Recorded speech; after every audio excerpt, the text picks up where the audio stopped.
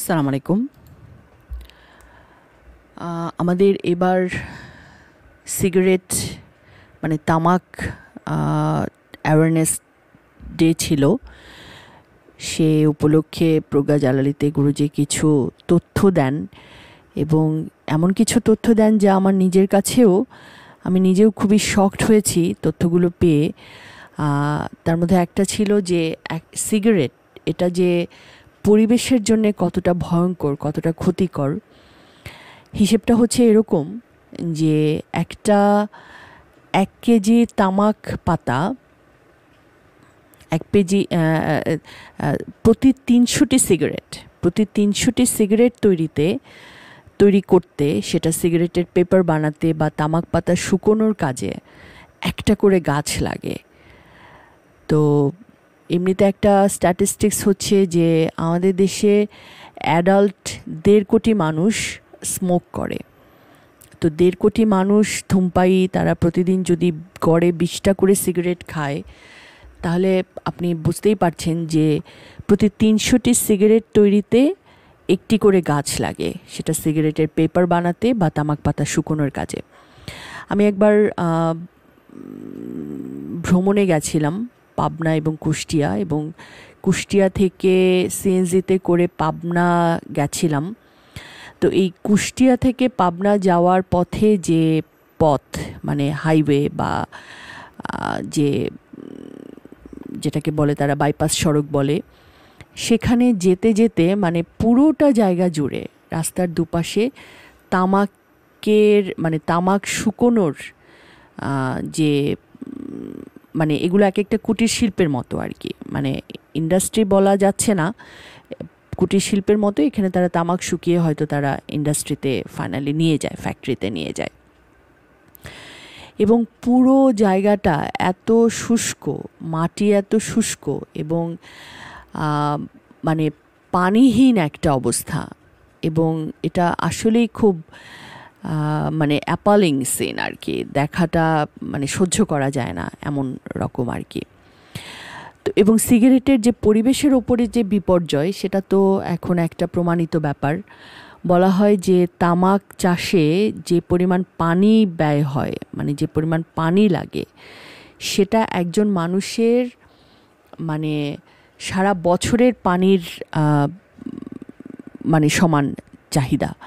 এত পরিমাণ পানি খরচ হয় তামাক উৎপাদন করতে, এবং মাটিকে শুষ্ক করে ফেলে, মাটির যে খনিজ পদার্থ বা পুষ্টিগুলো আছে সেগুলোকে শুষে ফেলে। এবং এটা নিয়ে গুরুজি লামার একটা ঘটনা বলেন যে একবার একটা জমি পাশ দিয়ে তিনি যাচ্ছিলেন, সাথে আমাদের সহকর্মীরা ছিলেন। তো সহকর্মী তো এর আগে তাকে একটা তথ্য দিয়েছিল যে এই জমিটা বেশ ভালো ছিল, হয়তো আমাদের সংলগ্ন হওয়াতে এই জমিটা যদি আমরা পাই তাহলে হয়তো ভালো হতো। কিন্তু স্বাভাবিক, এটা কৃষক যেহেতু এটার মালিক এবং এখানে তিনি উৎপাদন করছেন, তো কী উৎপাদন করছেন সেটা হচ্ছে তামাক উৎপাদন করছেন। এবং এই তামাক গাছ লাগানো হয়েছে, সেই ক্ষেতের পাশ দিয়ে যাওয়া হচ্ছে। তো এই যাওয়ার পথে যেতে যেতেই গুরুজি তাকে বললেন যে ঠিক আছে, মানে 4 বছর অপেক্ষা করো, 4 বছর পরে এই জমির মালিক নিজে আসবে তোমার কাছে জমি বিক্রির আবেদন নিয়ে। তো ব্যাপারটা কি? ব্যাপারটা হচ্ছে যে মানে তামাক উৎপাদন করলে ক্ষেতের যে ক্ষতি হয়, ক্ষেতের যে পানি শূন্যতা তৈরি হয় এবং পুষ্টিহীনতা তৈরি হয়, এটা 4 বছর পরে ওই জমিতে আর কিছু উৎপাদন করা যায় না। এবং তখন স্বাভাবিকভাবেই হয়তো কৃষকের ইনভেস্টমেন্ট হয়ে গেছে, সে অনেক ধার টার করে হয়তো কাজগুলো করেছে। তো যখন সে কিছু পাচ্ছে না জমি থেকে, স্বাভাবিকভাবেই তখন সে তখন এটা বিক্রি করার চিন্তা করবে। এবং সত্যি তাই হয়েছে। ওই জমি তার মানে আপনার আমাদের যে সহকর্মী তাদের কাছে এসে তিনি বিক্রির অফার দিয়েছেন যে সেটা যাতে মানে তার এই জমিটা কিনে নেওয়া হয়। তো এটা আসলে এটা খুবই বাস্তব একটা ব্যাপার। এবং আমরা যে পরিবেশের বিপর্যয় বলছিলাম, আপনারা জানেন যে চট্টগ্রামে একটা নদী আছে হালদা নদী, এবং হালদা নদীকে বলা হয় যে এটা হচ্ছে ন্যাচারাল হ্যাচারি। মানে আমাদের বাংলাদেশের সারা দেশের মাছের পোনা এই হালদা নদী থেকে আসতো, কিন্তু 2016 সালের পর থেকে এই হালদা নদী তার যে ন্যাচারাল হ্যাচারি যে করার যে কোয়ালিটি সেটা হারিয়েছে। কারণ হালদা নদীর পানি দূষিত, পানি বিষাক্ত। কেন? কারণ তামাক খেতে যে কীটনাশক ব্যবহার করা হয়েছে বা যে রাসায়নিক সার ব্যবহার করা হয়েছে তা গিয়ে পড়েছে এই হালদা নদীতে, এবং তা থেকেই এর এই পরিণতি। এবং আমরা বলছিলাম যে একজন মানুষ সারা বছর যে পরিমাণ পানি ব্যবহার করে, 1 কেজি তামাক উৎপাদনে সেই পরিমাণ পানি ব্যয় হয়, মানে ব্যবহার করতে হয়। তার মানে বুঝতে পারছেন যে কী পরিমাণ তামাক আসলে মানে তামাক কী পরিমাণ পানিকে মানে ব্যবহার করে বা পানির প্রয়োজন হয়। তো এই সমস্ত কারণে যেটা হয় যে, এবং এই যে গাছ, আমরা বলছিলাম যে 300টি সিগারেটের জন্য একটি করে গাছ উজাড় হয়, এবং আমাদের পার্বত্য এলাকার যে বনসম্পদ তার মানে শতকরা 30% বনসম্পদ উজাড় হয়েছে আসলে এই তামাক চাষ করতে গিয়ে বা তামাক উৎপাদন করতে গিয়ে। এবং এগুলো সরাসরি পরিবেশের উপরে বিপর্যয় সৃষ্টি করেছে। আর তারপর সেই তামাক সেবন করে, সেটা ধোঁয়া হিসেবে সেবন করে মানুষের যে ক্ষতি তার তো আর নতুন করে বলার কিছু নেই। আপনারা জানেন তার অসংখ্য বৈজ্ঞানিক প্রমাণ আছে, স্বাস্থ্য ধ্বংসের প্রমাণ আছে।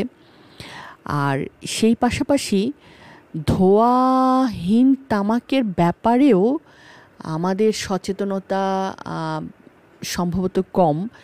কারণ গুরুজি একটা স্ট্যাটিস্টিক্স দিলেন যে আমাদের দেশের 2,20,00,000 মানুষ, এটা কিন্তু অনেক সংখ্যাটা, 2,20,00,000 মানুষ ধোঁয়াহীন তামাক সেবন করেন, এবং এটাতে বিশ্বের 2 নম্বর অবস্থানে আছি আমরা। অর্থাৎ এই যে সাদা পাতা, গুল, নস্যি, খৈনি, এই জাতীয় যে মানে পানের সাথে খাওয়া হয়, এবং জর্দা খাওয়াটা তো খুবই কাস্টমারি, এবং আমাদের দেশের অনেক জর্দা কোম্পানি আছে। 22 ধরনের জর্দার ভ্যারিয়েশনের কথা গুরুজি বলছিলেন তার আলোচনায়। এই জর্দা খাচ্ছি, অনেকেই খাচ্ছেন। এবং সবচেয়ে আইরনি হচ্ছে যে এমন অনেক আমাদের দেশের মানুষ ধর্মপ্রাণ, ধর্মচর্চা করেন, তারা নামাজ পড়েন, বিশ্বাসী মনে বলেন, নিজেকে ইমানদার বলেন, কিন্তু তাদেরও অনেকের আসলে এই ব্যাপারটিতে সচেতনতা কম বা নেই যে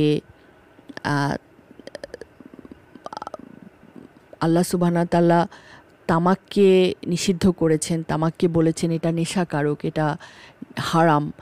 কিন্তু সেটা যখন ধোঁয়াহীন হচ্ছে সেটার ব্যাপারে আসলে এই তথাকথিত বিশ্বাসী যারা দাবি করছে নিজেদের, তাদেরও সচেতনতা আমরা কম দেখতে পাই, কারণ তারাও এটাকে সেবন করেন। তো এই সচেতনতাটা জরুরি। এবং আমরা তো জানি যে ক্যান্সার, মুখের ক্যান্সার, গলার ক্যান্সার, এমনকি অন্যান্য অঙ্গের যে ক্যান্সার, জরায়ু হতে পারে, প্রোস্টেট হতে পারে, তার কারকও হয়েছে এই তামাক। তো এই সচেতনতা, এবং এই সচেতনতা আসলে এটা আজকের নয়, আজকে থেকে 200 বছর আগে জন নিকোট দি ভেলেমিয়ান, আমরা জানি যে যার এই যে নিকোটিন শব্দটি যার নাম থেকে এসছে, জন নিকোট দি ভেলেমিয়ান, তারও একটা আবিষ্কার ছিল ফ্রান্সের, যে নিকোটিন এটা যে কত ক্ষতিকারক, যে 1 ফোঁটা কনসেন্ট্রেটেড নিকোটিন, মানে তরল নিকোটিন, কনসেন্ট্রেটেড নিকোটিন 1 ফোঁটা একজন মানুষের জীবননাশের জন্যে, প্রাণহানির জন্যে 1 ফোঁটা কনসেন্ট্রেটেড নিকোটিনই যথেষ্ট।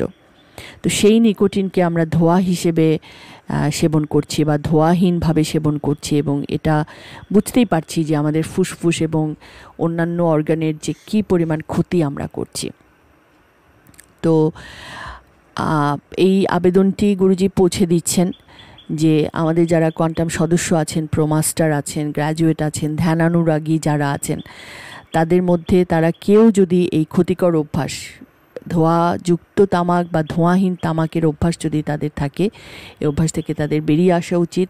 যারা নিজেদেরকে বিশ্বাসী বলেন, মুত্তাকি বলেন, স্রষ্টার কাছে যারা মানে নিজেকে বলেন যে তারা স্রষ্টাকে বিশ্বাস করেন, স্রষ্টাকে অনুসরণ করেন, তাদেরও এ থেকে বেরিয়ে আসা উচিত। কারণ যারা নামাজি, তিনি আসলে তামাক আসক্ত হতে পারেন না। তামাক আসক্ত এটা তার ধর্মাচারের দৃষ্টিতে এটা একটা হারাম আচার বলে বিবেচিত। কাজেই এ থেকে তার সচেতনদের বেরিয়ে আসা উচিত। বিজ্ঞাপন তো থাকবেই, এবং তামাক কোম্পানি যারা, আমরা বলেছি যে এখন এসছে সিগারেটের আধুনিক অ্যাডাপ্টেশন, যে ভেপিং বলা হচ্ছে, এটা সিগারেটের চেয়ে কম ক্ষতিকর, বা সিগারেট ছাড়তে হলে এটা খাওয়া যেতে পারে। তো তারা তো নিত্য নতুন এই আবেদন নিয়েই আসবে, আকর্ষণ নিয়েই আসবে। কিন্তু আমরা যারা সচেতন, আমাদেরকে সচেতন হতে হবে যাতে আমরা আমাদের নিজেদের স্বাস্থ্যের ক্ষতি না করি, নিজেদের পরিবেশের ক্ষতি না করি, নিজেদের পরিবারের ক্ষতি না করি। এবং এই যে পরবর্তী প্রজন্ম, তারা কিন্তু আমাদের অনুসারী হতে যাচ্ছে। তারা যে পরিবারে বাবা সিগারেট খান, সে পরিবারের শিশু মানে কতদিন সেই শিশু সিগারেট থেকে বিরত থাকবে? সম্ভব না। কাজেই ভবিষ্যৎ প্রজন্মের কথা চিন্তা করে আমাদের আসলে এ থেকে বেরিয়ে আসতে হবে। আসসালামু আলাইকুম।